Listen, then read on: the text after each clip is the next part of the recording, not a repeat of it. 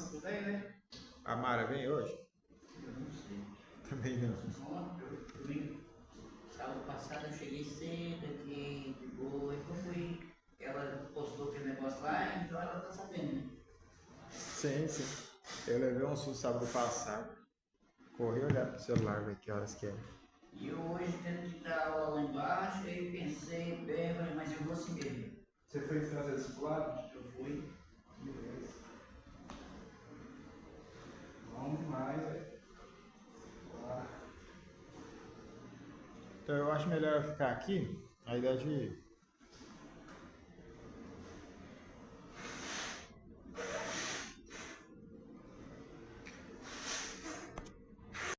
vamos para a aula. Nossa aula hoje é da unidade 3, a cognoscibilidade de Deus, né? Nosso assunto vai ser esse. Eu não vou apressar, de repente até poderia sobrar o primeiro e nós poderíamos entrar em outro tema, mas vamos trabalhar capítulo por capítulo, provavelmente a gente pode gerar alguma discussão. Deixa eu começar aqui. Qual desse aqui que é essa matéria aí? Sabe lá, fica a prestação. A descrição é que eu acho. Por que eu acho, tudo bom? Essa aqui. Eu acho que é teologia. Vou baixar aqui, já é.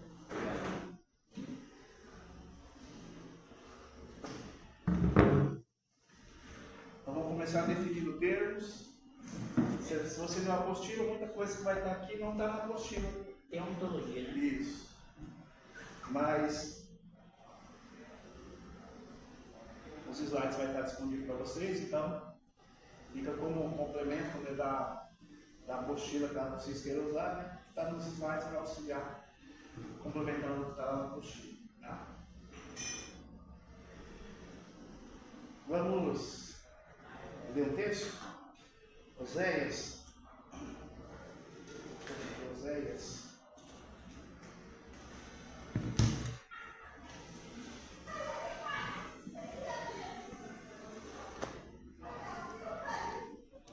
Vamos ler dois versículos.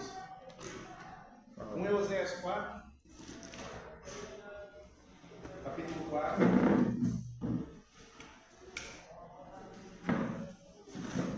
Versículo 6 e o capítulo 6, versículo 3. 4, 6 e 6, 3.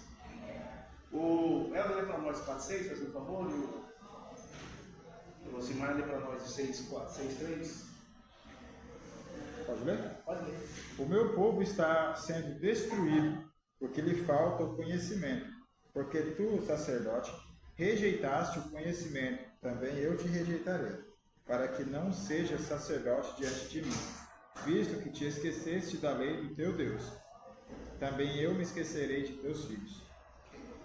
Conheçamos e prossigamos em conhecer ao Senhor como a alva, a sua vinda é certa, e ele descerá sobre nós como a chuva seródia que rega a terra.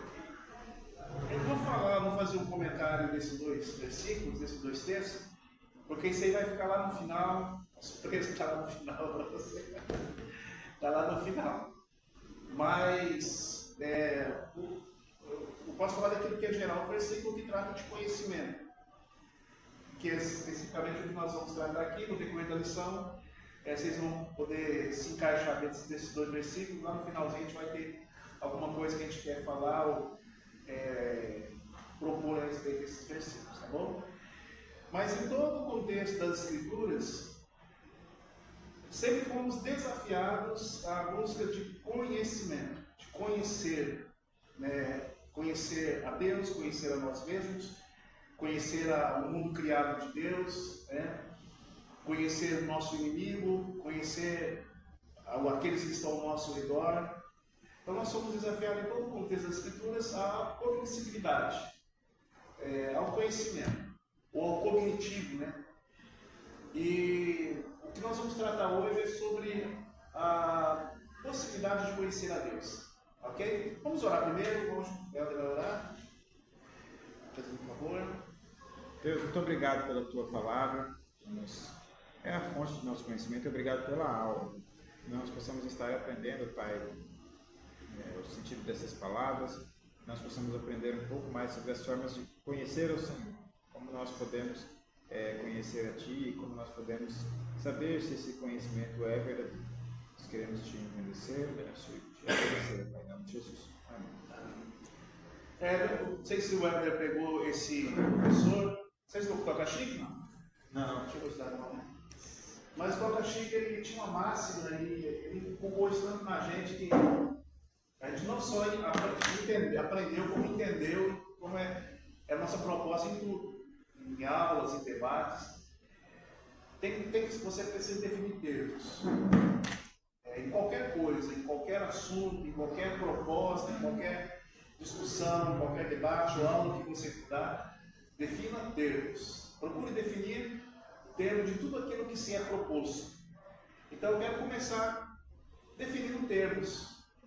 Se você olhar na apostila já vai direto ao assunto. E eu tive uma dificuldade muito grande, eu em particular, não sei se o Osimar está tendo, eu também vocês têm, com esse termo cognoscibilidade. O que é isso? O professor chegou, deu aula, nós fomos lá e pegamos o Luiz Berkoff, e lemos o livro do Luiz Berkoff. O Luiz Berkoff tem um tópico que trata sobre a cognoscibilidade de Deus. Estudamos o assunto, mas nenhum dos lugares definia o que é cognoscibilidade. Tem uma noção do que seja, Osimar? O que seja cognoscibilidade?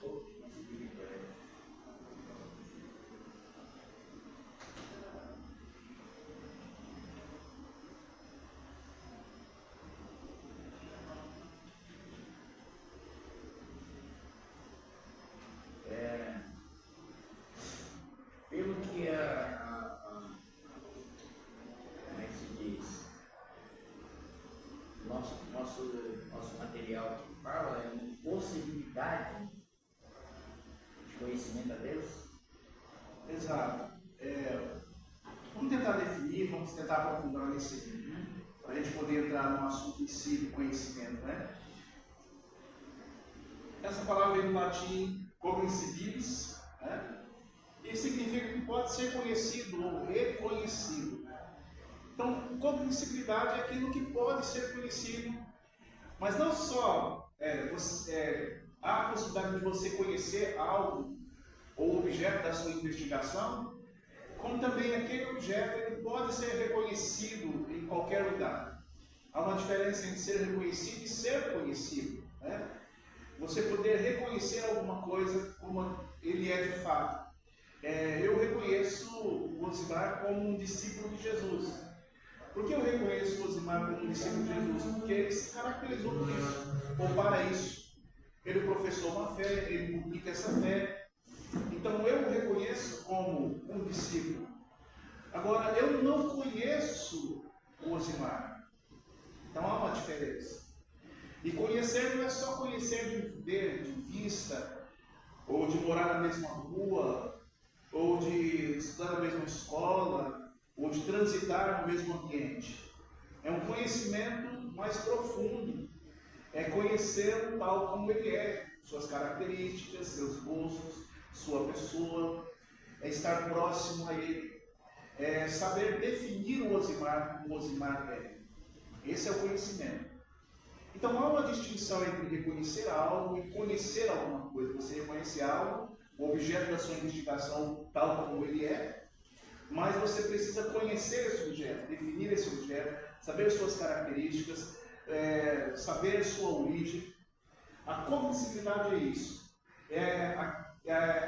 Aquilo que pode ser conhecido. O que significa a palavra?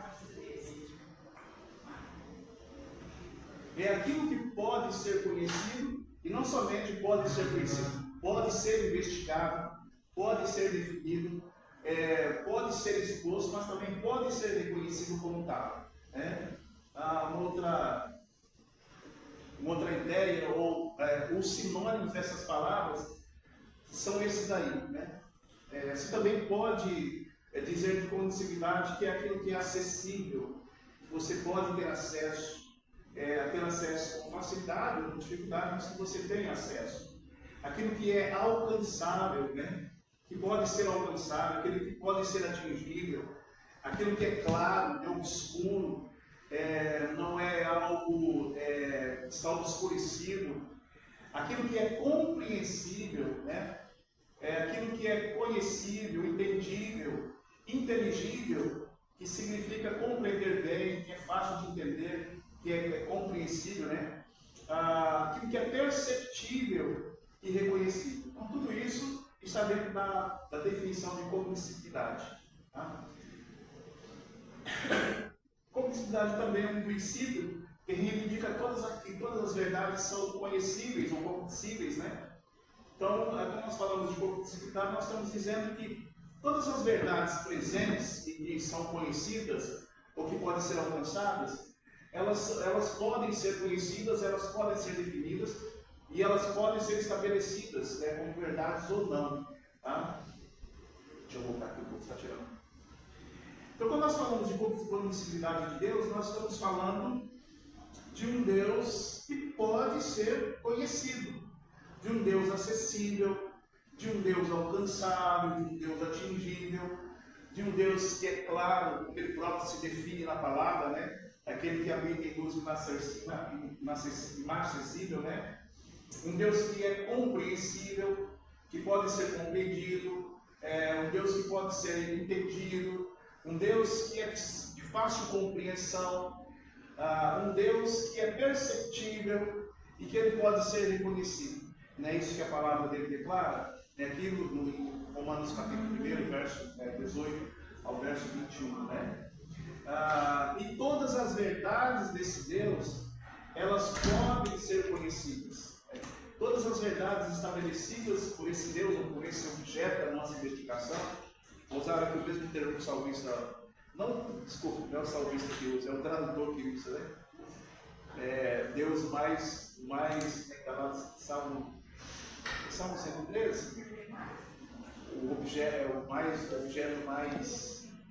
Essa é a legenda do tradutor, não é o texto. O tradutor usa isso. O objeto de ser louvado, alguma coisa assim. É isso aí. Em termos de Deus, nós podemos dizer que nós o conhecemos ou reconhecemos? As duas coisas. Porque nós vamos entrar aí nisso, nesse assunto da questão de conhecer, né? E como que isso é possível. O objeto, desculpa, só que eu vou continuar. Aí fala de objeto, não sei se é o Salmo 113, Ele fala sobre o maior e mais digno objeto de louvor. Isso. Então não está lá no texto, mas o tradutor usou isso, né?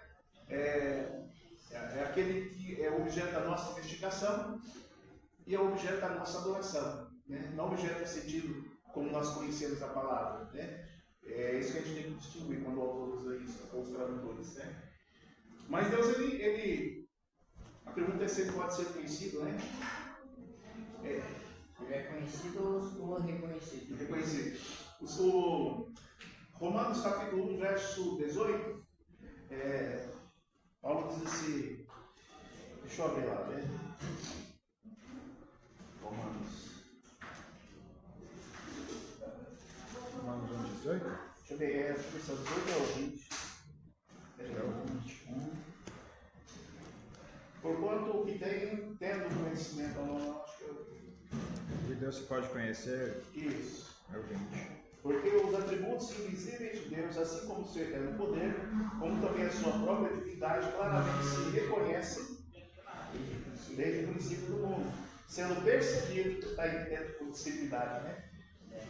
Por meio das coisas que foram criadas, tais homens são por isso espirituais. Então, Deus ele é reconhecido desde o princípio pelas coisas que ele criou, né? Ele é percebido pela sua criação.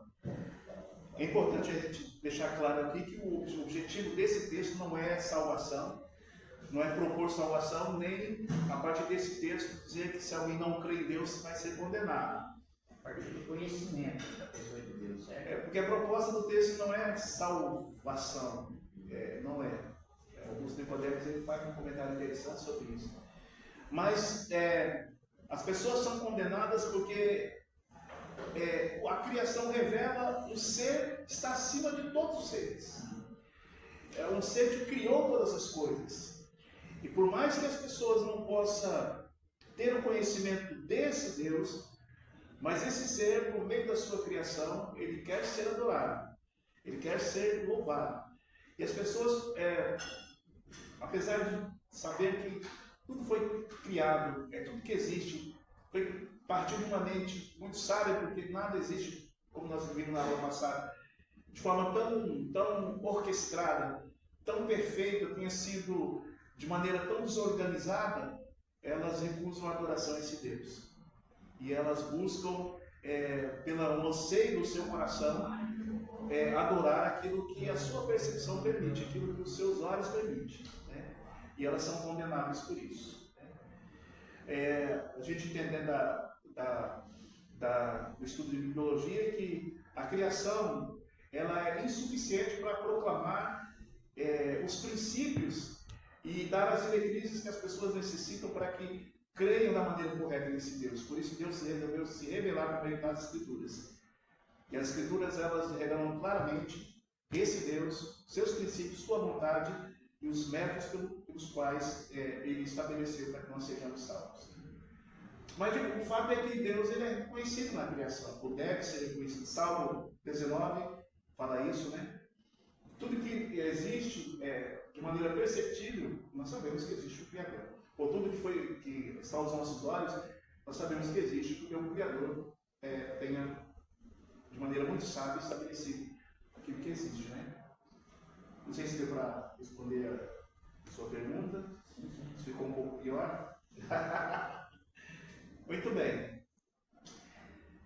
Eu queria que a gente fizesse, tá claro a respeito de a posição do que é cognoscibilidade. Eu trouxe essas definições, não está na apostila, né? Mas para ajudar, eu estava dizendo, eu tive uma dificuldade no meu curso, eu estudei sobre cognoscibilidade, estudei, o meu professor, li Luiz Berkoff, que também tem esse termo, mas nunca alguém foi muito claro em dizer, olha, cognoscibilidade é isso daqui. Então, pela coisa, não definiu o que é cognoscibilidade. Então, às vezes, a gente está ensinando sobre cognoscibilidade, mas sem saber exatamente o que é. Cognoscibilidade nada mais é do que a possibilidade de se conhecer a Deus, né? Poder conhecer a Deus. E não só conhecê-lo, mas também reconhecê-lo por meio das coisas que ele estabeleceu, né? Baseado nisso, vamos fazer um pequeno exercício aqui. Queria que você me ajudasse. Você já ouviu essa expressão de totalmente outro? Totalmente outro. Isso. Eu já. Karl Barth. Karl Barth, logo no início da sua carreira, ele desenvolveu uma teologia, a teologia do totalmente outro. Né? Com o passar do tempo, depois Karl Barth foi melhorando isso, foi revendo algumas coisas, alguns conceitos, e ele tentou melhorar, que eu acho que talvez tenha ficado tão ruim quanto o primeiro, né? Mas eu queria que vocês, vou dar aí uns 15 minutinhos, vocês têm acesso à internet aí, não? Eu tenho. Você tem? Vocês podem pesquisar, não tem problema, mas você pudesse pesquisar e assim, em poucas palavras, você me dissesse o que significa esse totalmente outro aí de Karl Barth, essa expressão. E quais são as implicações desta declaração de Barth, que também está naquele livro, Dr. Eber faz uma menção, né, dessa declaração de Barth, né? Quais as implicações na teologia prática? Então, será que a gente consegue aí, uns 15 minutinhos, dar uma pesquisada, ver, e aí vocês dessem 5 minutos? Pronto? Já fiz, já. O que significa o totalmente outro em Barth e quais são as implicações aí na teologia prática? Pode ser, Osmar? Vou dar então 10 minutos. O Wesley disse que 5, tá bom? Vou dar 10. Tá bom? Se 10 for muito, terminou. pode ir embora? Na escola era sempre assim, né? Qualquer coisa, se eu responder a chamada, eu posso ir embora. Tá querendo? O professor desse Na teologia prática ou na teologia reformada? Na teologia prática, porque assim, a teologia tem vários braços, né? Você tem a sistemática, você tem a teologia bíblica, teologia prática, tem contemporânea, tem teologia pastoral. Teologia prática diz respeito a como os princípios da teologia são aplicados de maneira prática, vivencial nossa. Como nós, por exemplo,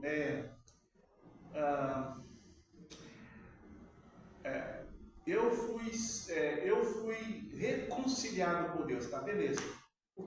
Como de forma prática isso vai ser visto na minha vida? Então a teologia prática, ela trata sobre isso. Ela mostra como é que a teologia e as propostas teológicas são vivenciadas na minha vida. Como a minha forma de vida expressa a minha teologia. Isso é teologia prática, né? Que a gente chama de teologia prática. Esse totalmente outro é para explicar a transcendência de Deus. Exato.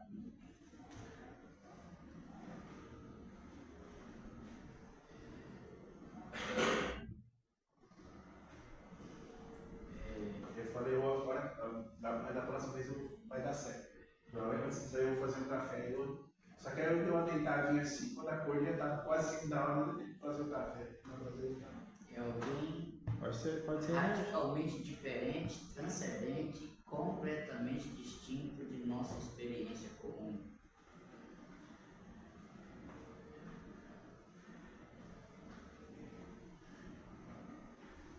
Entendi, Elton. Pode ser energético. Pode.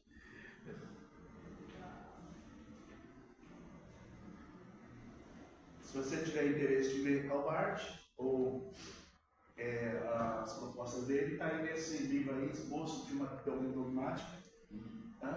Na teologia, Que ele começou quando ele foi falar sobre a carta de Romanos. Né? Uhum. O comentário dele de Romanos eu acho muito bom. Claro que você vai encontrar alguns princípios da teologia bíblica dele ali, mas o comentário de Romanos de Calvart ele é muito bom, cara. Muito bom.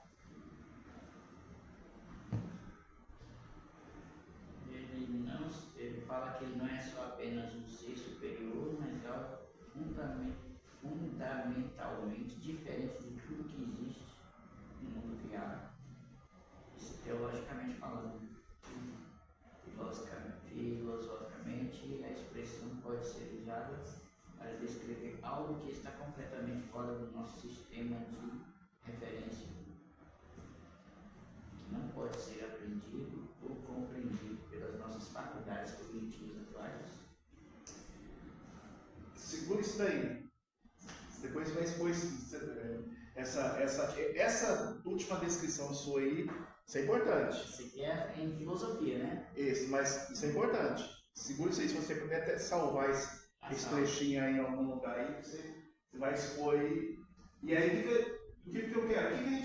Como é que a gente pode, isso na nossa teologia prática, na nossa relação com Deus, o que isso pode influenciar na minha relação com Deus, na minha forma de vida? Vamos lá, gente? Deu para ter uma ideia, uma noção? Claro.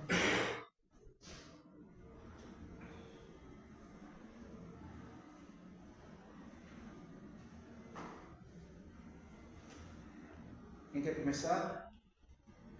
Já deu 10 minutos? Ou tem mais um tempinho?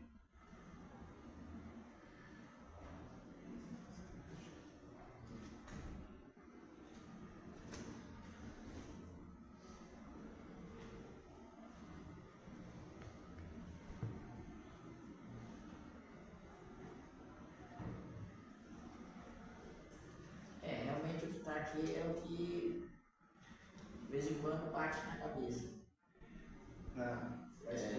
Principalmente nos diálogos aí que nós vimos quando nós estivemos lendo o seminário, aí são 4, começar aqui os irmãos, mas já entrou no assunto, né? Pode ir, vai. Foi ontem mesmo a gente começou a conversar a respeito de Deus, né? A existência e aí nós temos um colega aí, Euclides, que ele domina um pouco da matéria, dessa matéria, e aí ele começou a fazer umas perguntas, né? Como você explica Deus? E aí Tem uma música que surge fala. E aí aqui nós temos aqui o conhecimento que nos causa estranhamento, admiração ou até mesmo incompreensão.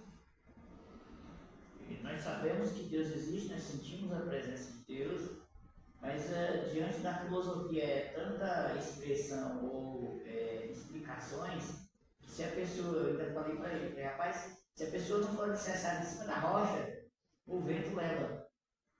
Porque são muitas doutrinas, né? Tem uma música que diz assim, ninguém explica Deus, né? Ninguém explica, exatamente. Exatamente.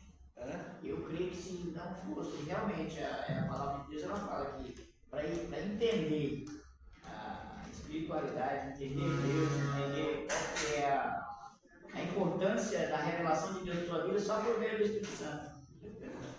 Mas vamos pegar essa. Pode continuar aí. Dá sua conclusão aí pra você. Eu só fiz um comentário. Deus não pode ser explicado. Como é que é aquela expressão de exaurir alguma coisa? Esgotar alguma coisa, conhecimento. Alguma coisa extensiva? Mesa já foi. Tem uma palavra que fala sobre que é o curso extensivo, né? Não tem como explicar extensivamente Deus. Acho que não, aí dentro nós vamos. Deus não pode ser.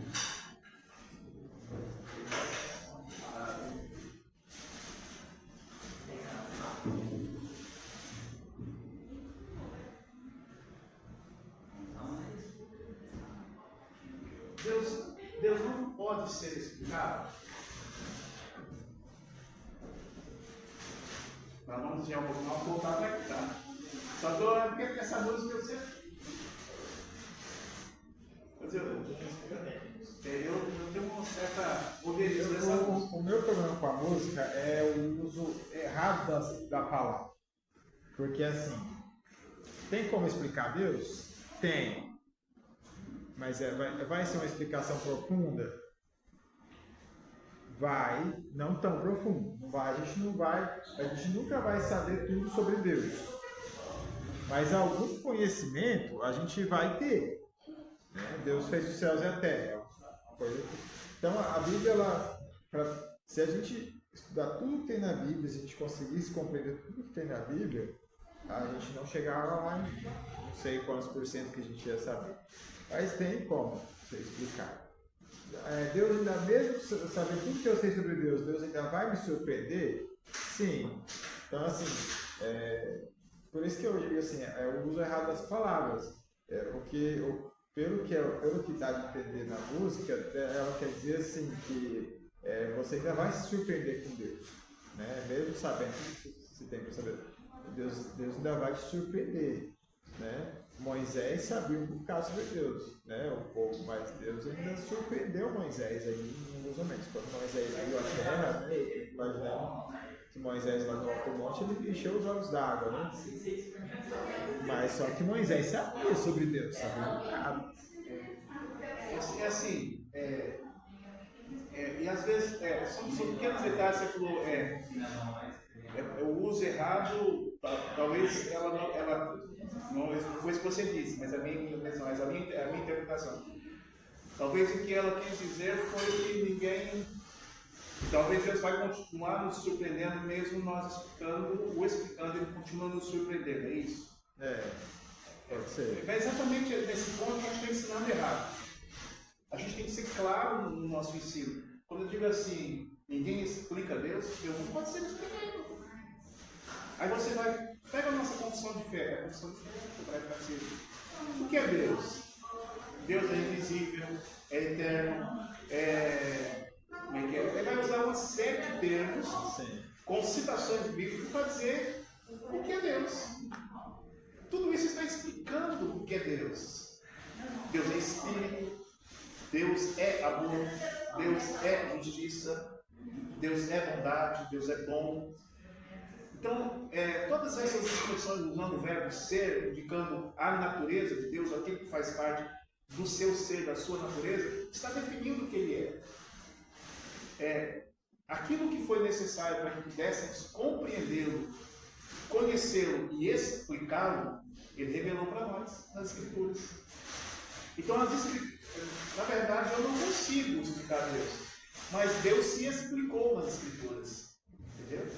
E essa explicação que Ele se dá, me permite dizer, Deus é isso. Eu estou explicando Deus, pela revelação que Ele dá de si mesmo.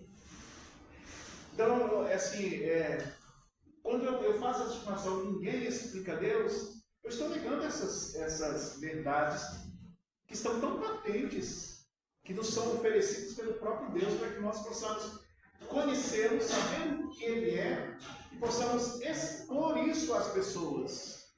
Eu acho de uma falsa humildade muito grande, pelo seguinte: se alguém chegar e falar ao contrário, eu mas não, está errado, ninguém explica. Então, parece humildade, né? Mas só que não é, porque ele elimina qualquer possibilidade de qualquer palavra em contrário. E olha o contexto da música, do ateu ao judeu. Ninguém explica Deus. Do ateu ao judeu. Que é isso? Quer comparar um ateu com um judeu ou com um cristão que tem por finalidade o estudo articulado, sistemático de Deus, através da revelação? O ateu já nega a revelação. Existem alguns ateus que negam exatamente para contradizer, mas... Porque a ideia é essa, né? De pegar um ateu que não acredita a Deus, até o judeu que é da aliança lá, né? Então assim... Assim, é uma teologia muito fraca na música, entendeu? É um ensino muito fraco e que enfraquece uma geração que ouve, que segue essas pessoas. Né? É uma geração que não lê a Bíblia mesmo. Mas é igual eu te falei, pega lá o profeta Mirim, né? O menino tem 14 anos. O menino tem 14 anos, chega lá, o Senhor me revelou. O menino falou que ele nasceu sem as cordas vocais. Aí ele fala assim: você pode pegar no meu pescoço aqui. Qualquer pessoa, por mais leiga que seja, ela sabe que as cordas vocais não são cordas que você sente quando você pega no pescoço da pessoa. Mas aí ele fala isso no meio da igreja, o pessoal começa a dar glória e aleluia. Louvado seja Deus. Eles fizeram uma música interessante dele, né? Tá vibrando na internet. Então, assim, quanto a totalmente outro, eu acho legal esse termo, parece. Umas frases que eles colocam, esses caras assim, que eles colocam as frases para parecer que ele está no nível acima de conhecimento, né? Mas é interessante essa ideia de que assim, o homem não vai conseguir sozinho nenhum conhecimento sobre Deus, né? Deus está muito acima, muito. Ele, não sei, talvez alguém possa dizer, na crítica, dizer que o Karl Barth colocou Deus num patamar muito mais elevado que Deus tem, mas eu tendo a concordar com isso. Mas assim, só não concordo que alguém diga que Deus está muito acima da Escritura. Deus fala da Escritura, né? O solo Escritura é isso. O solos Cristos ele vai explicar que a autoridade de Cristo ela é dada à igreja pela Escritura. Então, igual eu vi um cara lá dialogando com aquele pastor que Cliff, alguma coisa que ele vai nas universidades dos Estados Unidos, eu te falei. Eu vi o vídeo dele, mas não... E aí ele falando assim que ele acredita na Bíblia, mas só que ele acredita que certos trechos na Bíblia mostram que Deus está errado. Ele vai falar assim que certos trechos na própria Bíblia vai mostrar Deus sendo cruel com as pessoas, mandando matar mulheres e crianças, né? Então... Bebês. E aí, assim... eu acredito que quando eu acredito não, pelo que eu entendi do totalmente outro ali, para gerar em nós uma humildade de que nós não vamos conseguir nada, qualquer conhecimento de Deus é dado para nós, né, através da Escritura e tudo mais, e que a gente tem que abaixar a cabeça, porque assim, entre eu e o ateu, não, com relação ao conhecimento de Deus, não tem muita diferença. Eu posso achar que eu sei muita coisa, mas diante de tudo que se há para saber sobre Deus, a diferença é muito pequena de quantidade de conhecimento, né? Pensando assim, a gente tende a ter mais, pelo menos eu acho que tende a ter mais um pouco mais de humildade, né? Sim. De olhar para a pessoa e falar assim, aquele ali não sabe nada sobre Deus. Peraí, mas o que eu sei sobre Deus? Deus aí ele vai usar a frase, Deus é totalmente acima de nós, né? Deus é totalmente outro. O que eu sei sobre Deus é quase nada. Se o que ele sabe é nada, o que eu sei sobre Deus é quase nada, é quase igual. Porque Dentro dessa concepção, depois você tem aquela frasinha lá, você tá? dentro dessa concepção de conhecimento de Deus, nós podemos atribuir sentimento a Deus, Se nós podemos, atribuir sentimento a Deus, ele se atribuiu ele Nas- sente amor, nas escrituras. ódio, sentimento. Nas escrituras, ele disse assim, eu amei a... Amou o mundo de tal maneira. mas ele diz no Antigo Testamento, por exemplo, da Malaquias, sobre os gêmeos, antes que eles fossem nascidos, eu amei a Jacó e me aborreci de Jacó. Ele usa aqui o amor e o aborrecimento, que é um sentimento que nós o conhecemos, mas nós não conhecemos na profundidade tal como Deus o conhece. Então o amor em Deus ele é perfeito. Por exemplo, né? A justiça em Deus ela é perfeita. Coisa que nós na criação, mas o nosso primeiro pai na criação possuía. Retidão perfeita, conhecimento perfeito de Deus, né? E com a queda, esse conhecimento que era perfeito se danificou, essa retidão ela se danificou, se contaminou. Nós já não possuímos mais retidão, conhecimento de Deus. Conhecimento nós possuímos a capacidade, eu não quero adiantar então o conhecimento de Deus nós não temos, tal como a gente teve Adão antes da queda, né? Que não era um conhecimento, ou a palavra que eu usou aqui no início, um conhecimento extensivo, mas ele tinha um conhecimento pela relação que ele tinha e a proximidade que ele tinha com Deus. Ele tinha um conhecimento muito mais amplo do que nós não tínhamos. Esse conhecimento ele se perdeu, né? Então, o sentimento, Deus atribuiu a si mesmo. Exaustivo, né? Mas não tinha conhecimento exaustivo, mas talvez extensivo, né? Porque ele não conseguia jamais exaurir. Não era exaustivo, não tinha um conhecimento exaustivo, mas a palavra que estava tentando lembrar é essa. A gente nunca vai ter um conhecimento exaustivo. Exaustivo jamais, né? E profundo, tanto exaustivo quanto profundo de Deus. Nosso conhecimento de Deus sempre será limitado à revelação, mas ele é muito mais do que aquilo que ele se revelou lá para nós, né? Mas o que ele quis que nós tivéssemos, ele deixou ali, né? Mas vamos ver um texto aqui lá na frente. Você até acha estranho dizer isso, mas nós vamos ver um texto que Paulo fala, né? A esse respeito. Então, assim, o sentimento é algo que está em Deus. E Ele nos deu a capacidade de sentir. E nos deu esses sentimentos.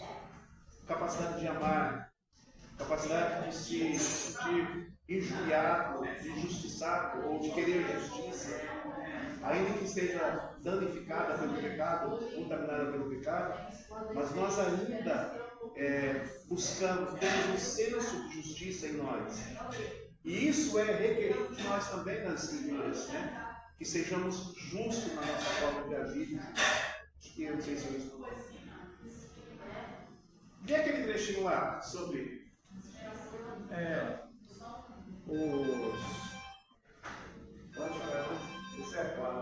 Os predicados que fala, não sei se é predicado a palavra, mas quando fala os predicados usados para descrever Deus, né? E os antropomorfismos, eles servem para a gente poder entender, aí a gente vai usar de novo, vai ser totalmente outro, é porque em Deus é bem diferente.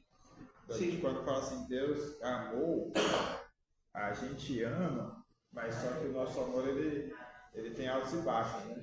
Eu estava até falando com relação à recuperação de pessoas viciadas e tal. A pessoa vai para uma clínica por causa do pai, aí briga com o pai e volta para o vício.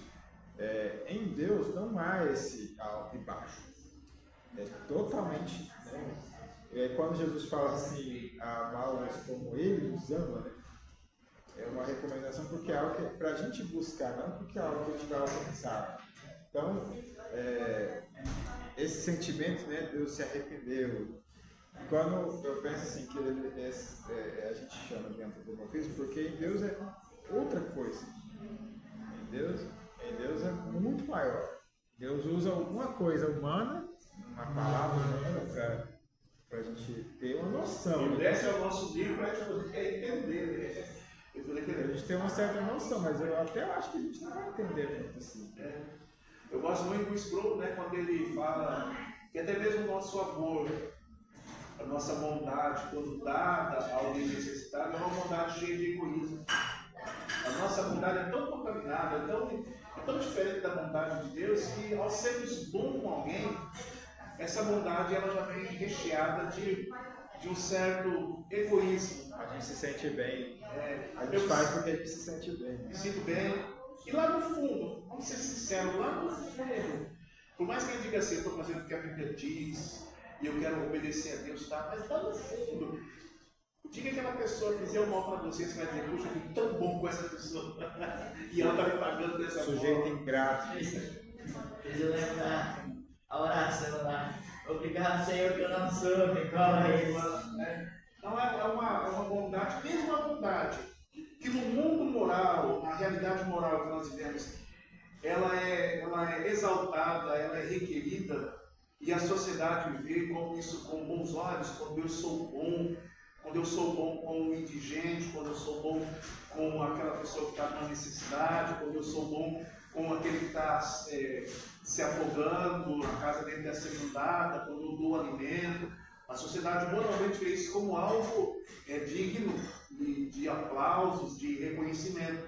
Mesmo essa bondade, nessa realidade moral que a gente vive, ela é reconhecida, ela é cheia ela é maculada. E aos olhos de Deus, ela é contaminada. Quando Jesus fala do amor ao próximo, fala da parábola do bom samaritano, e uma coisa que o bom samaritano não fez, foi procurar saber quem era o sujeito que ele ajudou. Ele colocou o sujeito na hospedaria, providenciou os cuidados, mas assim, porque ele não tinha condições de fazer esses cuidados, e foi embora. E aí, você, dando a entender que ele demoraria para voltar, e quando ele voltasse, o sujeito nem estivesse ali, ele na parábola conta que ele não pediu informações sobre quem era a pessoa, porque o único objetivo dele era ajudar o sujeito ali, e depois ele parece indiferença, mas na verdade é porque ele não queria nutrir nenhum sentimento desse arrependimento, né? Pensa assim, poxa, eu ajudei ele, né? E ele está demonstrando o que é realmente o amor. Quando você faz de forma desprendida. Eu não quero saber quem é ele, o que ele fez. Eu quero saber porque eu só quero ajudar. Só esse pouco comum. Então, é mais ou menos isso que você colocou. Acho interessante isso. Essa extensão que não está no texto que nos ajuda a compreender a definição que Jesus quis dar de amor para aquele camarada que pergunta a ele. Isso é bacana. Lê aí, fazer um favor. Então, aqui aparece a definição do totalmente outro, teologicamente, filosoficamente, na experiência pessoal, e literatura e arte. Essa aqui é, no caso, filosofia, né? Em filosofia, a expressão pode ser usada para descrever algo que está completamente fora do nosso sistema de referência, que não pode ser aprendido ou compreendido pelas nossas faculdades cognitivas atuais. Ou seja, é contrária a essa proposta nossa de possibilidade. Isso. O totalmente outro é algo que não pode ser aprendido. Mas que na proposta inicial de Calvart era isso, ele estava descrevendo a transcendência, como ela colocou aqui, a transcendência de Deus. E na sua proposta teológica, o totalmente outro era aquele que não, do qual nós não poderíamos compreender na sua. Qual o termo que ele usou aí? Que colocou, refere-se à natureza radicalmente transcendente de Deus. Que está além da compreensão e das categorias humanas. Não, um pouquinho mais, eu peguei um termo aí. Não pode ser. Que não pode ser compreendido. Acho que é isso, né? Não pode ser aprendido ou compreendido. Isso. Antes de Karl Marx mudar a sua proposta do totalmente outro, depois ele vai apontar para o Deus transcendente, que não pode ser compreendido, mas que se torna compreensível por assumir a humanidade em Cristo. E aí ele vai falar da emanência de Deus em Cristo. Então a possibilidade de nós conhecermos a Cristo nos foi dada, a possibilidade de nós conhecermos a Deus nos foi dada em Cristo. Nós conhecemos em Cristo e na sua palavra. Que é na sua revelação. Na sua revelação. Então Deus não pode ser jamais desassociado da sua revelação. No entanto, quando ele faz essa afirmação na sua proposta inicial, é que Deus era aquele que não podia ser compreendido. É aquilo que você colocou, Deus está muito além de nós, e é isso que nós temos que concordar com Ele.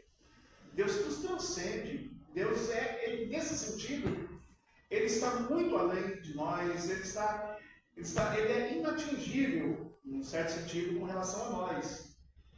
Só que Ele, apesar de Ele ser tão distante, tão imenso e grandioso, Ele é um Deus que se emana. E esse emanar de Deus, ele não se dá apenas na revelação em Cristo. Ele dá pela revelação de si mesmo, através da criação, através das Escrituras. Então ele se permite conhecer. E não somente isso, o Deus que está acima de nós, além de nós, ele vem estar conosco, ele vem estar com o homem. Desde o princípio da criação foi isso. Foi com Adão, depois foi com Noé e com outros homens antes do dilúvio, pós-dilúvio, depois com Abraão, e depois com Isaac, Jacó. E aí, no decorrer da história da revelação bíblica, você vai ver o Deus que vem depois com a nação de Israel, o totalmente outro que vem e fica no meio deles, se apresenta a eles e diz para eles: olha, eu estou aqui com vocês, se mostrando no meio de uma nuvem, se mostrando no meio de uma tocha, de uma coisa de fogo. O Deus que se revela no monte e diz assim: esse aqui sou eu, lá no Monte Sinai, né? Êxodo 19. Então é um Deus que se comunica, o Deus que vem estar presente conosco, o Deus que constrói o tabernáculo para que eu esteja no meio de vocês. E a minha presença vai estar com vocês no Santo dos Santos. É claro que só o sumo sacerdote ia lá, mas lá em cima da arca, no Santo dos Santos, tinha uma nuvem que ficava, o povo via aquilo. Ele sabia que Deus estava ali. Era a presença de Deus. Então, o Deus que era o transcendente, o todo-poderoso, ele veio para estar com os homens. Em alguns momentos ele se viu servido de assumir formas, né? A forma humana, para se comunicar com os homens, ele falou com os homens. Então, ainda que Deus seja transcendentalmente superior a nós, ele é emanentemente, ele se emana e se relaciona conosco. Isso antes de estar em Cristo. Em Cristo a gente tem uma revelação completa, assim se eu posso dizer, de Deus. Porque o Paulo fala que Cristo é a expressão exata do ser de Deus. Não é nada, né? O que eu posso explicar disso? Quem vê o Pai, quem vê muito é o Pai. Vê o Pai. Ele é a expressão exata do ser de Deus. Então, que maravilha para aqueles judeus lá 2000 anos atrás, que puderam estar com Ele, conversar com Ele, que puderam ouvir dele, puderam vê-lo face a face, que puderam se relacionar com Ele. Eles estavam se relacionando com o Deus encarnado. Hoje, Jesus assim, olha, vocês querem alguma coisa para crer? Bem-aventurado aqueles que não vão ver, mas vão crer por intermédio da palavra que será pregada. Hoje nós cremos pela palavra que lhes foi pregada e pela fé, sem ter visto Ele. Mas nós cremos e temos a viva esperança de que um dia nós o veremos face a face, como está descrito nas Escrituras. Né? E eu creio nisso. Então, assim, foi um privilégio para eles, porque eles viram a expressão exata do ser de Deus manifesta entre eles. Então, Cristo foi a revelação completa. Cristo é a revelação completa de Deus para nós. E o mais surpreendente, irmãos, é que Apocalipse fala que mesmo lá depois de tudo, da consumação de tudo, nós ainda não veremos a Deus. Nós o veremos na face de Cristo. Então isso completa essa ideia de que Cristo é o ser exato, a expressão exata, a revelação completa de Deus. Né? Não é que eu estava vendo aqui, que é uma crítica à teologia natural. Né? Então, essa doutrina, né? Uhum. Doutrina que a gente fala? O quê? Não, mas uma proposta teológica dele, né? Que é uma crítica à teologia natural, né? Volto a dizer assim, para mim isso deveria reforçar a nossa humildade, porque assim, Deus, nós só sabemos alguma coisa sobre Deus porque Ele se revela. Exato. Ele se revela, ele diria, não em alguma coisa que a gente possa caçar e achar. Né? Não tem como achar, não tem como encontrar nada. Por nós mesmos não conseguiríamos saber nada Por nossa impossibilidade de a gente. A única coisa que a gente pode caçar e achar é garimpar as Escrituras. Só. Dentro do que ele diretamente revelou. Exatamente. Então, se você for procurar por outros mecanismos, tentar entender ou descobrir Deus, você não vai. As Escrituras, ela é a revelação completa e perfeita a respeito de Deus. Portanto, é impossível você discutir, é impossível você entrar num debate, uma discussão teológica a respeito de Deus, do ser dele ou da sua existência, sem ir nas Escrituras. Para um cristão é impossível. Mesmo quando eu estou falando a respeito da criação e sem usar, abre parênteses, quando a gente estava fazendo o curso de teologia, tinha um colega, hoje Ivana, aí eu acho que eu ficava meio nervoso às vezes que a gente começava as discussões teológicas, aí a gente começou a discutir algumas coisas lá e tal, aí a gente já estava nervoso aqui, na aula anterior eu já estava nervoso porque a gente questionava muito. Naquela época ele era na quarta, então a quarta era meio liberal em algumas coisas e tal, e a gente fazia essas críticas de maneira proposital. Aí ele foi falar para o professor assim, foi tentar explicar para a professora de psicologia. Ele disse assim, professora, deixando Deus de lado, deixando as Escrituras de lado, aí ele falou, mas como é que a gente vai deixar as Escrituras de lado? Então não tem como eu deixar as Escrituras de lado, mesmo quando eu estou explicando alguma coisa que Deus criou e dando explicações racionais para isso, eu estou fazendo isso com a mentalidade baseada nas Escrituras. É bem incoerente a pessoa usar o conhecimento sobre a moralidade que vem das Escrituras para julgar o Deus Exatamente. que se revela nas Escrituras. Pois é. Usar a moralidade dele para julgá-lo e negá-lo, né, ao mesmo tempo. Muito bem. Eu estou de chinelo hoje, mas eu estou conseguindo colocar o calçado, tá difícil, né? A possibilidade de se conhecer a Deus tem sido negada em diversas bases diferentes, né? E isso é errado porque as pessoas negam que seja possível. Baseado, alguns vão até em Barth para dizer, olha, Barth disse que Deus não se pode conhecer a Deus. Deus ele não pode ser aprendido ou conhecido, né? Então, muitos procuram negar essa possibilidade que se tem de conhecer a Deus, né? O homem não pode compreender a Deus. Nós não somos capazes de compreendê-lo.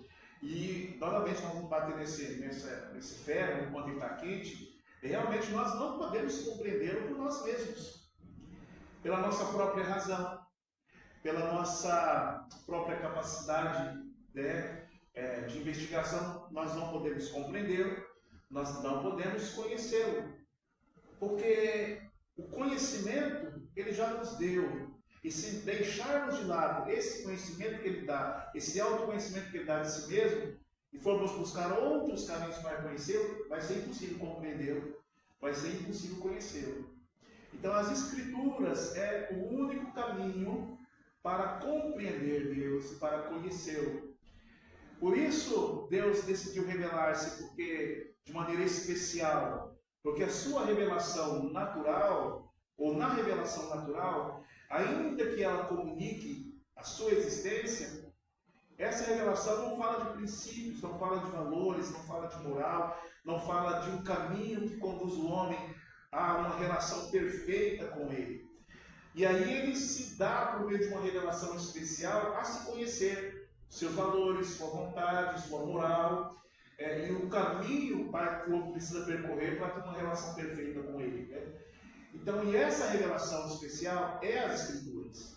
Então é impossível você conhecer Deus fora das Escrituras. Não há possibilidade.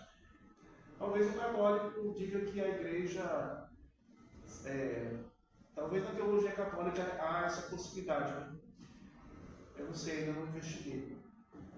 Mas por que eu estou falando isso? Porque eles entendem que as Escrituras saíram da igreja. Isso. Se a Escritura saiu da igreja, a igreja é a mãe das Escrituras. E ela é autoritativa como as Escrituras.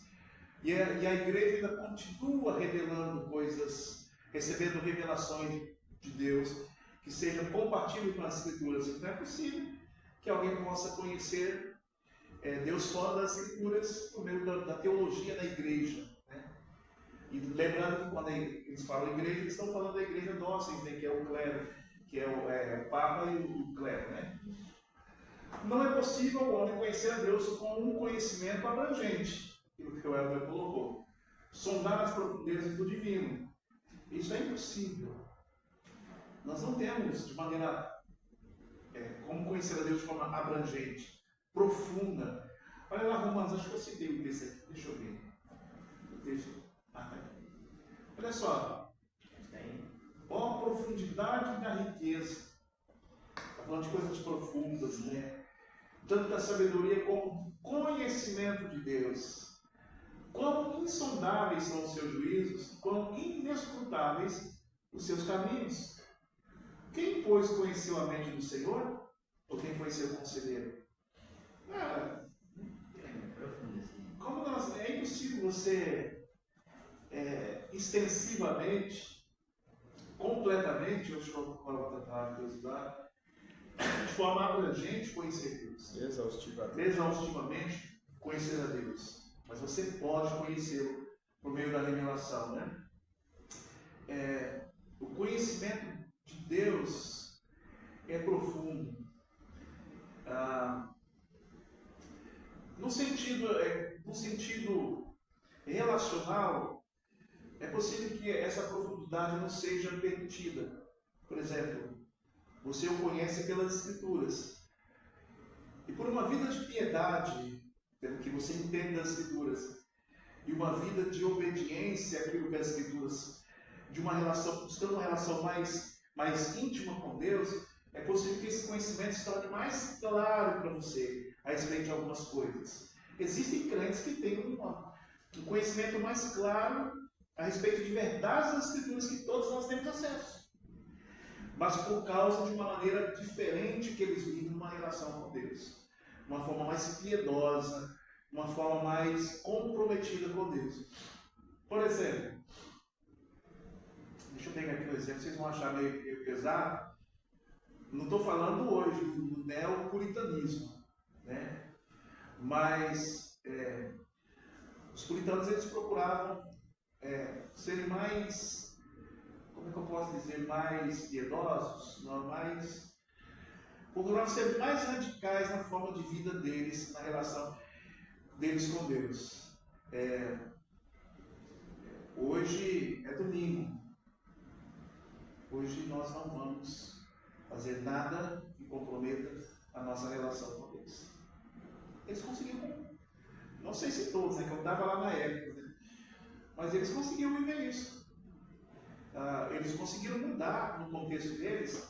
Aí você vê os grandes heróis, escrito por Abraham Kuyper, e ele vai fazer um relato da teologia dos puritanos. Eles conseguiram mudar a Inglaterra. A Inglaterra, no dia de domingo, eles tinham uma prática que era, eles saíam para caçar, eles caçam, e eles faziam isso no domingo. Os puritanos conseguiram mudar isso na época. Estabelecido uma lei que era proibido caça no domingo, que era proibido qualquer coisa no domingo. O domingo era para serviço eclesiástico. Então os caras, a forma radical com que eles viviam, levou muitos desses homens puritanos, e tem muitos deles na história que marcaram a história.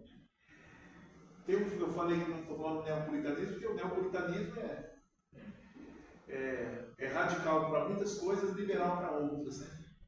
Tem um filme, eu vou indicar aqui, eu falei para o Evandildo, e o Evandildo assistiu mais a Bruxa, e esse cara, aquele filme A Bruxa, já assistiram? A Bruxa, fantástico. Depois que eles assistiram, nossa, o senhor assistiu isso, não é problema. Assim, mas eu comentei com eles. Foi sobre quase eles aquele filme lá, né? Até na quantidade de filhos, acho que é. E eu comentei com eles na época, porque o início, o filme trata de um puritano, né? De um puritano que foi expulso da aldeia por causa da sua mais radical do que os puritanos. Ele era muito radical e tal, e com a forma de vida, e os aldeões expulsaram ele da aldeia. E ele foi viver no campo, da maneira como ele acreditava, tendo uma forma de vida cética como ele acreditava, da forma de vida piedosa como ele acreditava. E aí nessa situação aí aparece uma bruxa. A bruxa só vai aparecer lá no final, na verdade, né? Porque durante o tempo todo você nunca vê ela. Você só vê coisas acontecendo, mas você nunca vê esse personagem da bruxa em si. Mas é uma luta, assim, aparentemente espiritual, que acontece ali. E aí, se você depois tiver curiosidade de assistir, é muito interessante. Mas trata sobre a vida de um puritano do século XVII. E a maneira como eles viviam, né? Ok? Então, com relação à comunicabilidade, é isso, né? Nós podemos conhecer a Deus, é possível conhecer por meio da sua revelação que Ele nos deu. Okay? Quanto ao conhecimento, nós entendemos que ele é duplo. Ou disse dentro do conhecimento que ele é duplo. O conhecimento inato, o conhecimento ingênito e o conhecimento adquirido. Tá? Com relação ao conhecimento inato ou conhecimento ingênito, nós temos essa definição aí, o que é inato e o que é ingênito, né? Ingênito é aquilo que é de nascença, aquilo que é inato, aquilo que nasceu com você. Não foi gerado, né? É algo ingerado. O congênito já é algo que é gerado ao mesmo tempo. Aquilo que nasce com você, quando você foi gerado, o conhecimento ele também foi gerado juntamente com você. Inato nasce com o indivíduo, ele é congênito, ele é inerente, está presente na natureza do indivíduo, no ser do indivíduo. O nato é nascido, é congênito, de nascença. Basicamente é a mesma coisa. A única diferença desses outros três, o congênito, o inato e o inato, é o ingênito, que ele é algo que não é gerado. Ele é ingerado, né? Mas essas são as definições do que é ser inato, gênito ou higiênico. Ok? Conhecimento inato ou higiênico. A declaração quando tem o conhecimento inato ou de nascença de Deus não significa que tenha capacidade ingênita ou não gerada para conhecer a Deus. Ou seja, quando eu digo que eu tenho conhecimento nato de Deus, não quer dizer que ele não tenha sido gerado em mim. Porque se ele não tivesse sido gerado em mim, é algo que é extra Deus. É uma capacidade que está fora da criação de Deus em mim. Desculpa aqui uma abrir um parênteses. Eu tenho uma dificuldade com a ideia de talento. Nós temos uma questão, dom e talento, né? Segundo lei da Knight, talento é aquilo que é nato em nós. Nós nascemos com ele. Dom é aquilo que Deus nos dá. Então, para ela, eu posso nascer com algumas coisas. Aquilo que eu consigo exercitar, que eu nasci com ela toma como talento. E geralmente, o talento, ele é nas pessoas não cristãs. Dons está relacionado com aquilo que o Espírito Santo dá. Aí nós temos um problema. Já me estretei tanto nessa aí, já me lasquei tanto. E aí aquele livro dela, Quem Você no Corpo de Cristo, já leram? Não sei se vocês já leram. E ela fala isso, e vai depois falar sobre os outros. Qual que é a minha dificuldade com isso? Você lê a Abraham Kuyper, já leu a Abraham Kuyper, a obra do Espírito Santo? Sugiro que lê, é um pouquinho grossinho assim. É um livro de pneumatologia. Eu acho que talvez seja um dos livros mais completos que a gente tem, de pneumatologia.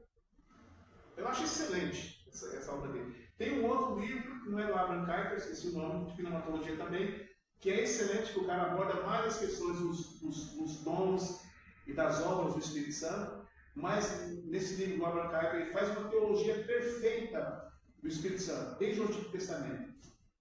Inclusive abordando uma questão que, agora não, que se tornou mais comum isso no contexto da igreja, mas logo no princípio, que a gente ia falar isso na igreja, a igreja lutava muito quando a gente dizia assim, olha, o Espírito Santo estava presente na igreja do Antigo Testamento. Não, o Espírito Santo só vinha e depois ia, só vinha e depois ia. Não, ele sempre esteve presente na igreja do Antigo Testamento. Eu preciso ler algo nesse sentido, referente ao Espírito Santo, porque que o próprio Cristo disse que ele queria subir, ele queria voltar, Pai, para que o Espírito Santo viesse. Então, o Espírito Santo ele estava no princípio, mas não, como é que se diz, sua presença contínua, igual hoje, atuando no ser humano, como ele faz hoje. Ele sempre teve.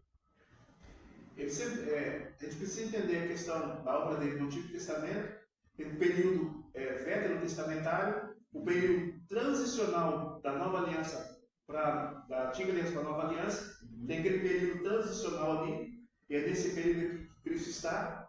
Tá? Então, 400 anos? Não. O período da encarnação, que é o período transicional da Antiga para a Nova Aliança. Então, esse período de transição tem muitas coisas que a gente precisa entender, e aí entra essa questão: por que ele sopra o Espírito Santo? Soprou o Espírito Santo, por que ele faz isso? Né? E aí você tem o período da Nova Aliança, agora, em que as obras do Espírito Santo são mais evidentes e são mais indicatórias dele. A terceira pessoa da Trindade estava mais evidente, o que no Antigo Testamento estava escondido. Então você vê a terceira pessoa da Trindade no Antigo Testamento, mas você tem que garimpar e construir uma teologia. E a partir de algumas propostas da economia trinitária, você entende que no Antigo Testamento era impossível o Espírito Santo estar presente. Como, por exemplo, uma pessoa, para que ela creia, ela precisa ser regenerada? Sim. Faz parte do processo. De quem é essa responsabilidade? É da terceira pessoa da Trindade. Quando os crentes no Antigo Testamento, eles não precisavam ser regenerados para crer? Precisavam. Então, esta obra dele, que é específica dele, era impossível não ter acontecido no Antigo Testamento. A santificação de uma pessoa é a terceira pessoa da Trindade. Isso, quem fazia era ele no Antigo Testamento. E existem textos no Antigo Testamento que mostram que ele estava lá, presente no Antigo Testamento. Então é uma questão, né? Mas a gente vai. Uma oportunidade de conversa sobre isso, né? Eu estava falando que ele era de que o Espírito Santo estava no Antigo Testamento e as pessoas elas recusavam. Hoje é mais aceito, né? Mas qual que era a linha do raciocínio? Tá? Me ajudem. Perdi a linha do raciocínio. Eu estava focado na minha pergunta. Depois, quando a gente assistir a aula, a gente vai descobrir o dia que a gente se perdeu. Aí eu parei para explicar a sua Mas o conhecimento congênito hoje, né? Ele é muito pouco, né? Porque assim, o que a gente nasce sabendo é muito pouco. Isso. Dom ou talento. Isso! Muito bem. Obrigado. Está parecendo aquela aula do professor, né? O professor começa a explicar. Captei a vossa mensagem, sabe? O Rolando. Então, a minha dificuldade com ela é assim, com a proposta dela. Toda a capacidade que uma pessoa tem, quem é que dá?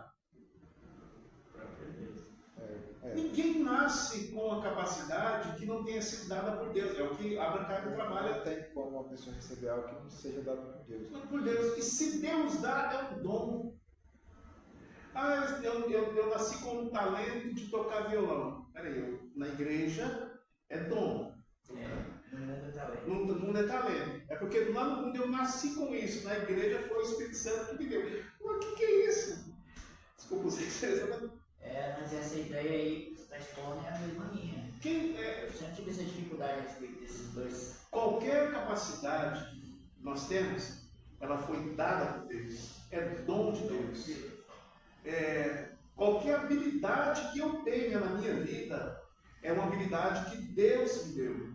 É claro que lá no Novo Testamento, os autores vão descrever algumas coisas que eles vão tratar como dom do Espírito. Por exemplo, vamos falar em línguas, profecias, como é que eles, outros trata de coisas miraculosas. Ao mesmo tempo, Paulo trata sobre alguns dons práticos da igreja em Romanos capítulo 12, como de ofertar, de socorrer, que mais? De ajudar. Paulo trata a capacidade de você ajudar como dom dado por Deus. Mas você vê essa capacidade de poder ajudar em pessoas não cristãs sendo exercida fora do contexto eclesiástico. Isso não é um dom. Aí o argumento de Leda Knight é que isso é um talento. Se a pessoa nasceu com ele, então é só um talento. Ninguém nasce com essa capacidade se não for dada por Deus.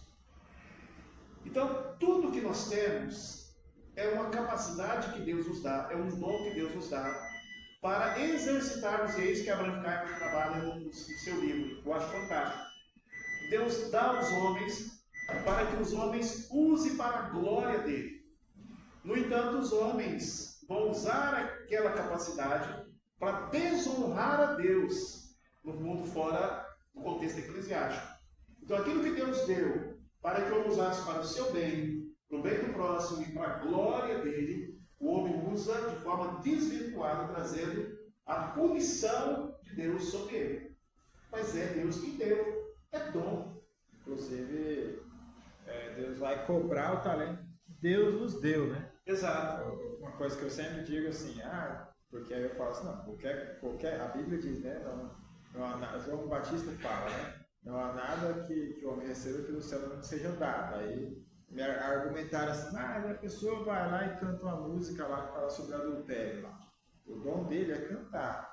Se ele vai usar o dom dele para cantar uma música enaltecendo coisas erradas, ele vai ser cobrado da mesma maneira que o juiz que aceitou suborno para julgar, da mesma maneira que o médico que deveria salvar um paciente. Exato. Da mesma maneira que qualquer outra profissão uma pessoa exerce de maneira errada, qualquer outro talento, né? O sujeito tem o dom de dirigir, ele dirige muito bem, ele aprendeu muito, e aí ele usa isso para fugir da polícia, né? Para fazer racha, Pra fazer coisa errada, para fazer né? coisas erradas, para dirigir para pessoas que o crime, por exemplo, né? Então nós fomos dotados, enquanto criação, para vivermos de uma maneira que glorifique o Criador, que o exalte.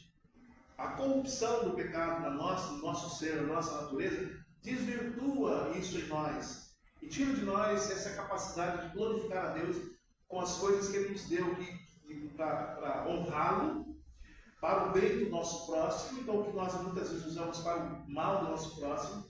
Eu vou cantar uma música para enaltecer o adultério, para motivar você a adulterar, para motivar você a roubar. Então eu vou, ao invés de eu fazer algo para motivar você a fazer o que é certo, para produzir uma sociedade que produza o bem-estar e seja para a glória de Deus, eu vou fazer coisas para motivar você a construir uma sociedade errada. Entende? E eu vou ser cobrado por isso. Então, você podendo até citar o Eric Clapton, né? Que o Eric Clapton tem uma música chamada Cocaine, né? Que fala sobre o uso da droga e tal, porque ele não escuta essa música, que ela enaltece isso. Só que o Eric Clapton ele escreveu algumas músicas sobre coisas boas. Assim.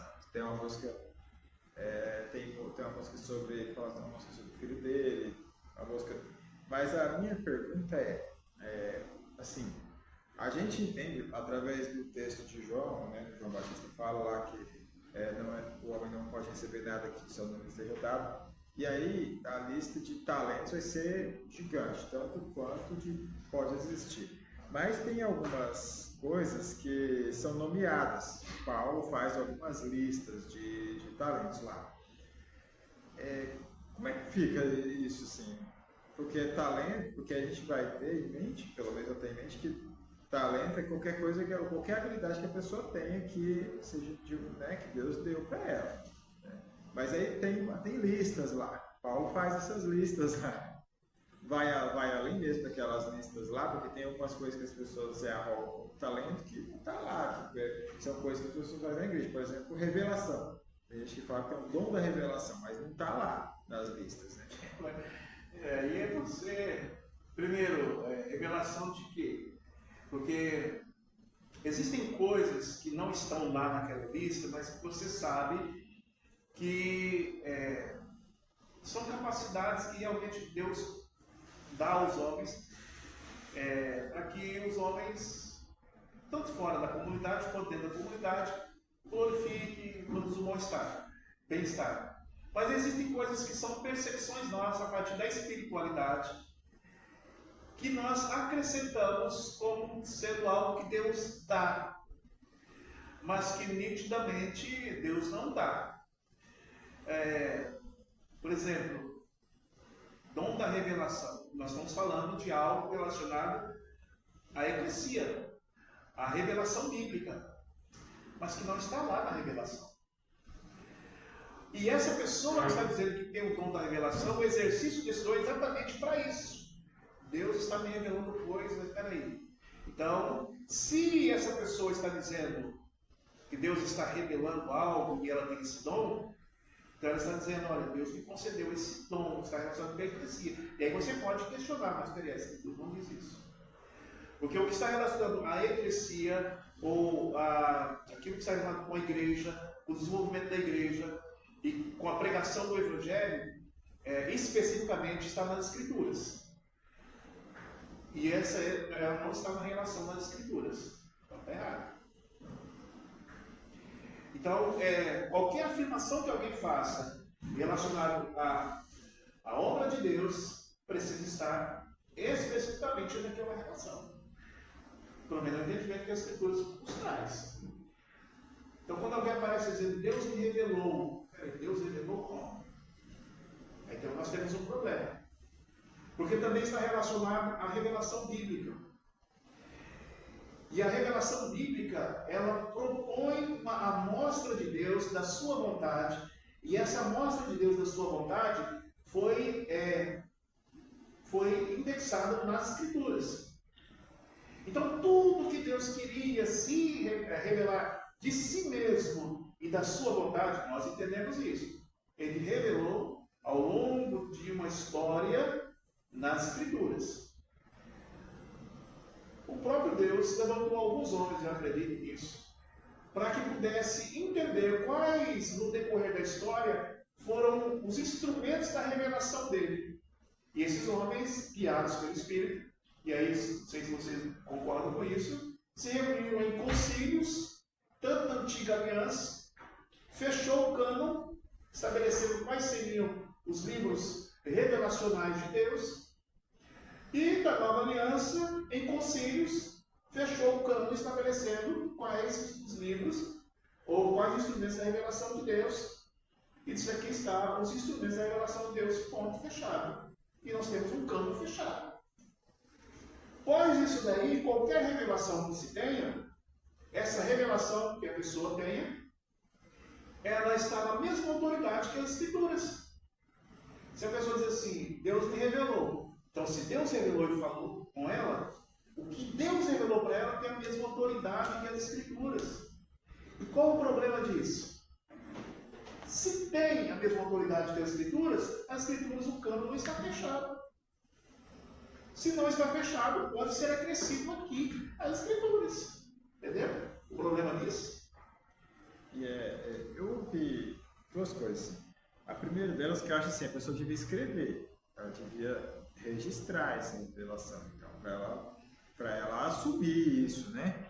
Para se alguém quiser processar ela na justiça, poder processar na justiça, porque se ela falar para mim assim, ó, né, você pode apostar no Mega Sena que você vai ganhar, eu vou registrar na justiça, fala assim, ó, vou fazer o seguinte, eu vou lá apostar, e se eu não ganhar, você vai me dar o valor que eu apostar em dobro, em 4 vezes mais, ou em dobro, na lei diz que é em dobro, né? Você vai ter que me ressarcir, lá vai ser R$20 a aposta, não paga 40 se eu não ganhar. Pelo menos os R$20 já ganhei, né? A vantagem é toda minha. Em segundo lugar, que eu estava lembrando essa semana um cara falasse que a Bíblia fala sobre que aquele que falou com a mula, Balaão. Quando fala sobre falso profeta, fala de Balaão. E aí ele falou que isso aí é um problema porque Balaão ele realmente ouvia Deus. Deus realmente falava com Balaão. Quando Balaão vai lá, Balaão, Deus falou com Balaão de fato. Então, ele fala, segundo essa definição, assim, o falso profeta não é aquele que não ouve Deus falar. Não é aquele que Deus não fala com ele. É aquele que vende a profecia. Que Balaão, ele estava lá na casa dele. O rei chegou lá, pagou, e ele falou: opa, vamos embora. E aí ele até ficou rodeando o acampamento para ver se Deus, de algum lugar que ele tivesse, Deus ia falar mal dele. E aí ele vendeu, né? Então, acho interessante essa interpretação, assim, que quando a Bíblia fala de Balaão, a Bíblia está falando que Balaão é falso profeta, não porque Deus não falava, mas porque ele vendia. Então, o pastor que ele vende no ministério dele, por mais que ele seja um pastor que realmente interprete a palavra de Deus, que seja atento à palavra de Deus, mas ele já está se enquadrando aí no falso profeta. Nós vamos continuar aqui, só para pegar aqui o assunto do Balaão aí. Você sabia que Deus não falou só com os patriarcas? Deus falou com pessoas além dos patriarcas? Sim. Lembra de Abraão, de Isaac? Abraão, quando chegou lá na terra, ele disse assim para Sara: olha, diga que você é minha irmã, tá? Aí o camarada do rei foi, mandou trazê-lo. O que aconteceu? Deus veio até o rei e falou com ele. Ele se revelou a ele. Então Deus comunicou isso, falou direto com ele. Ele recebeu uma revelação direta de Deus. Essa mulher aí Então não são só os patriarcas. Olha só, nós não nascemos com o conhecimento de Deus em nós. nós nascemos com a capacidade de conhecer. Aliás, nós não nascemos com o conhecimento em si em nós, mas nós nascemos com a capacidade de conhecer. Tá? Não, quando nós falamos de conhecimento inato, não significa também que o homem traz para o mundo, ao nascer, um certo conhecimento de Deus. Eu nasci já com conhecimento de Deus, ou com conhecimento já dentro de mim, de certos aspectos da natureza, da vida. Eu já tenho esse conhecimento. Ninguém nasce com conhecimento dentro de si. O que Deus nos deu foi a faculdade, se assim eu posso usar esse termo, de conhecer, a capacidade de conhecer. Tá? Então, o conhecimento inato tem a ver com essa capacidade que Deus deu ao homem para conhecer, inclusive conhecê-lo. E é por isso que Calvino vai trabalhar com a ideia da semens religiones e a semens religiones e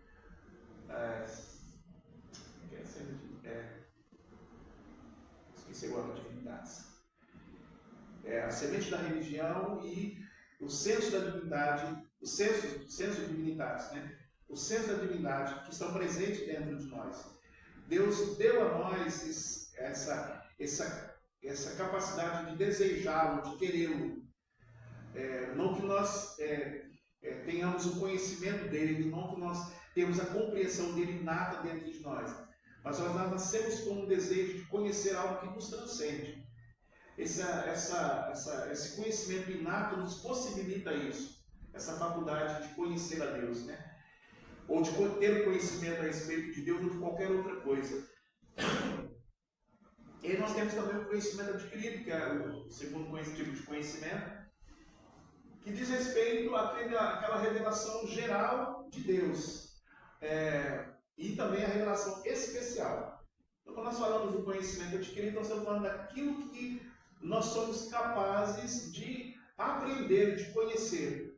E está intimamente relacionado com a revelação que Deus deu de si mesmo, através da criação, e com a revelação que Deus deu de si mesmo, através das Escrituras. Né? Então, o conhecimento adquirido, ele é aprendido. É aquilo que nós desenvolvemos por meio de estudos, de uma vida sistemática, uma busca sistemática, para se ter clareza a respeito do objeto da nossa investigação. Né? Não surge espontaneamente na mente, mas resulta da pesquisa consciente, constante do saber. Então, o conhecimento adquirido é algo que é fruto de um intenso labor. Quando nós falamos a respeito de Deus, de um intenso labor de pesquisa sistemática, consciente, nos nossos estudos. Tá? Então, se você ficar assim, Deus vai... Vou pro monte. Eu vou apenas refletir, subir no monte e ficar refletindo, pensando. O conhecimento vai fluir na minha cabeça sobre Deus. Você não vai. Você precisa buscar conhecê-lo. O Espírito vai revelar tudo. Não eram os pietistas, não, mas tinha um grupo lá no século XVII, final do século XVI, século XVII, que eles acreditavam nisso, né? Não há necessidade de um estudo sistemático das Escrituras, porque há uma revelação interna dentro de nós. Batistas? Não, tem um outro nome, não me lembro agora. Uma luz interna dentro de nós, que vai nos revelar tudo o que nós precisamos saber. Puxa vida. Eu acho que esse grupo aí influenciou bastante o camarada lá no Brás, né, quando ele fundou a Cristã do Brasil. Estou pensando aqui. Há um conhecimento que ele é advindo do próprio Deus em nós. Ele ilumina o nosso entendimento e nos dá a compreensão do que nós precisamos saber. Né? Essa era uma teoria que surgiu ali no século XVI, século XVII. Né? Só pode ser obtido pelo processo exaustivo de percepção e reflexão, raciocínio e argumentação. Então, o conhecimento de Deus, ou de qualquer outra coisa, mas como estamos falando aqui da revelação de Deus, esse conhecimento de Deus, ele só é conhecer a Deus de fato e compreendê-lo o mais profundo que você puder a respeito do ser dele, só é possível por meio de uma investigação exaustiva das Escrituras e da leitura de bons livros que te auxilia a isso. Bons livros, né? Bons autores, né? Bons pensadores comprometidos com a teologia correta. Né? No nosso contexto, a teologia é reformada. A teologia é mais correta. Né? Se isso não acontecer, se você for para um seminário, por exemplo, isso geralmente vai tirar o seminário, mas geralmente é o que acontece no nosso contexto de igreja.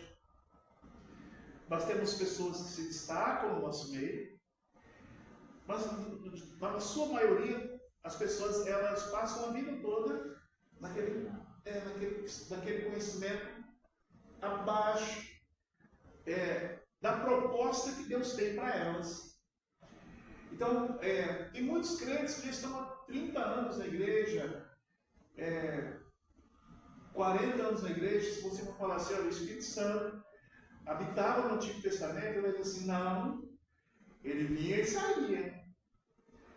Porque há tantos anos a pessoa, ela nunca leu, ela nunca investigou, ela nunca estudou, ela nunca teve a preocupação de dizer assim, não, por que eu venho todo domingo na igreja, na escola dominical? É só isso. Ouvir o que o pastor fala, ouvir o que o irmão está ensinando. Será que tem algo mais profundo aí? Será que eu não posso conhecer mais sobre isso? E ela não se interessa por essa investigação e nem elas são motivadas a isso. O grande problema nosso é não motivar as pessoas a isso. Nós, educadores cristãos, nós não motivamos as pessoas a se aprofundar. Nós não as desafiamos. Nós não mostramos a elas que ela pode ir muito além. Não vou dizer como a Jezebel lá de Apocalipse, as profundezas de Satanás.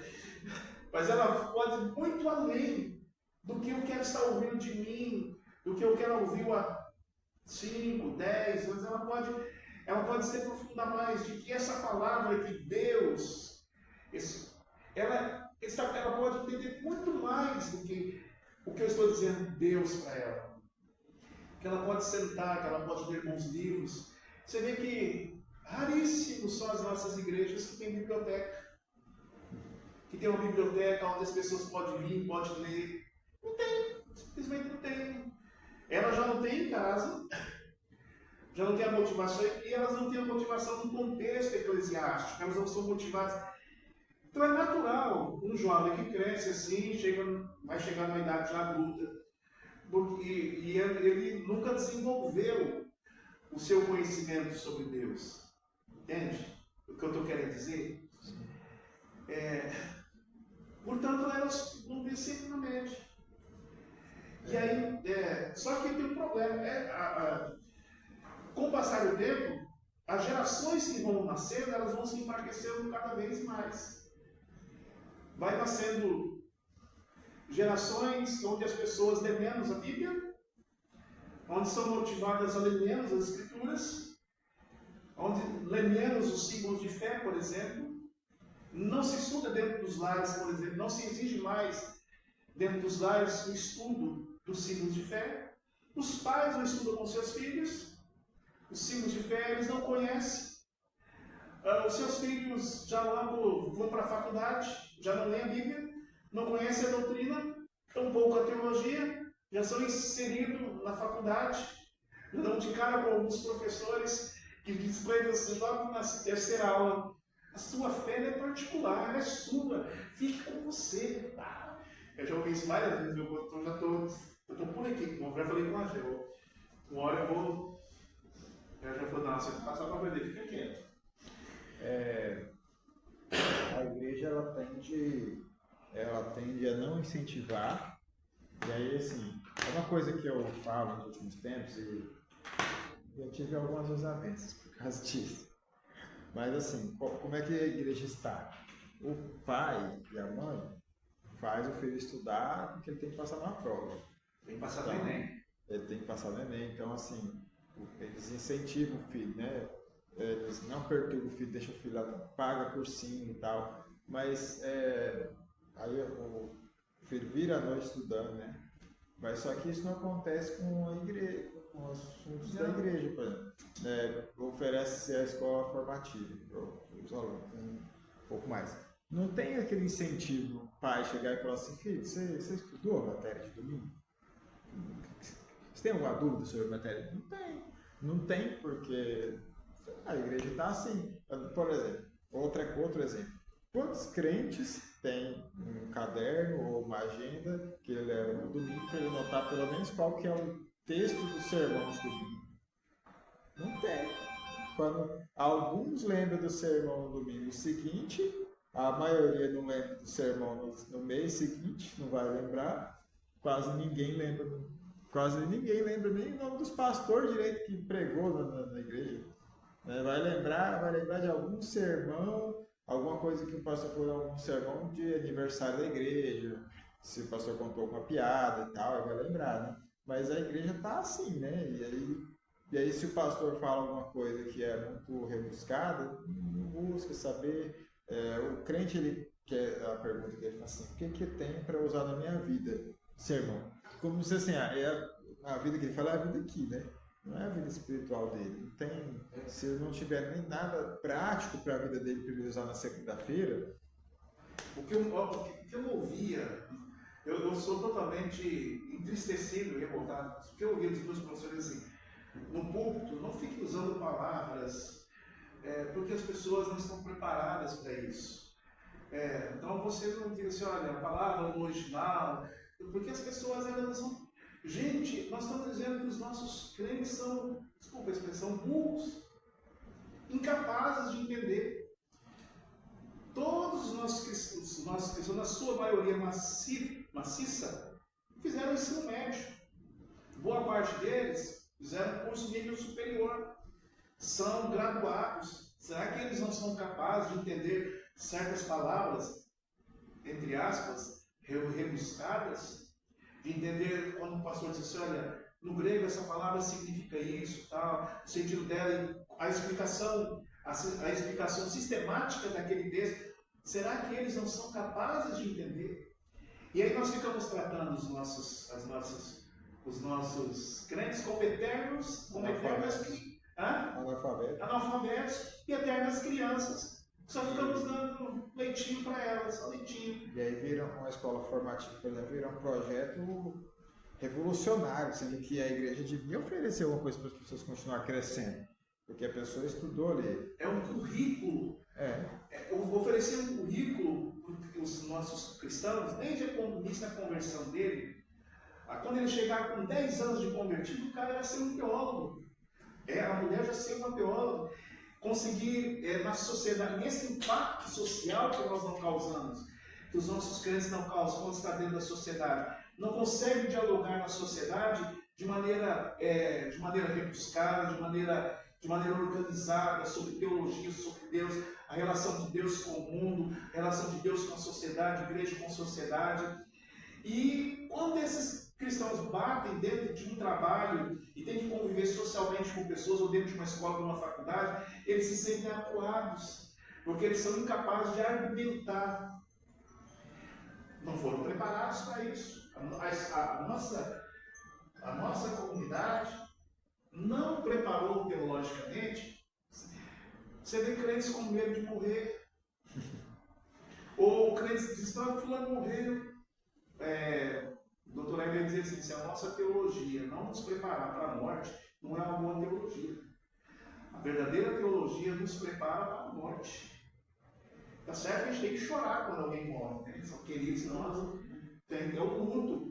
Mas ter medo, ter receio, ou se sentir desesperado com o encontro mais esperado da nossa vida, isso desculpa, não cabe na minha cachola. Estou tentando encaixar na minha cachola. Mas porque isso é um defeito da construção de vida nas nossas comunidades. Por isso que quando veio o Covid, eu falei, né? Pelo menos o conselho da igreja deveria ter uma certa firmeza, né? Mas não, o conselho da igreja foram os primeiros a fechar as igrejas. Não, porque a gente tem que prezar pela vida dos irmãos. E aí o John MacArthur Jr., né? Ele pegou e abriu a igreja e falou: vocês não é obrigado a vir. Ninguém nunca é obrigado a ir na igreja, em primeiro lugar, né? Mas a igreja tem que estar de portas abertas. Aí tá lá, a igreja dele não fechou. E pronto, venceu o Covid. E não acaba, porque assim, segundo a propaganda do Covid, uma pessoa que deixasse as portas abertas ia morrer todo mundo, né? E não morreu, tá lá a igreja, mesmo tá mais gente ainda, na verdade. Pois é. Então, assim, esse conhecimento, irmãos, se ele não for buscado, investigado, exaurido, se ele não for desejado, ele nunca vai acontecer o conhecimento de Deus. Mas muitas vezes ele vai acontecer por motivação, quando nós somos motivados a isso. E aqui eu abri um parênteses para falar de nós enquanto comunidade, enquanto igreja. Nós precisamos nos servir desse papel de motivadores para as nossas ovelhas, como liderança, né?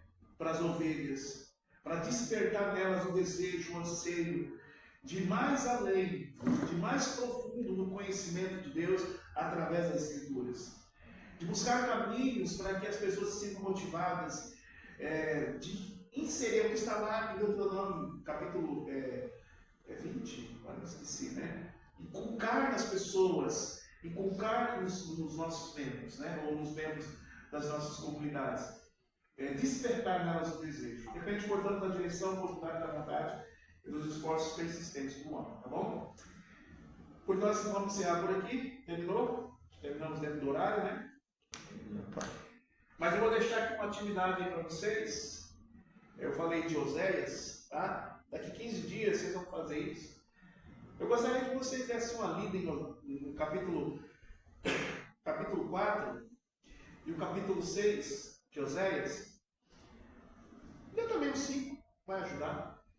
E aí vocês investigassem sobre o verdadeiro conhecimento proposto por Deus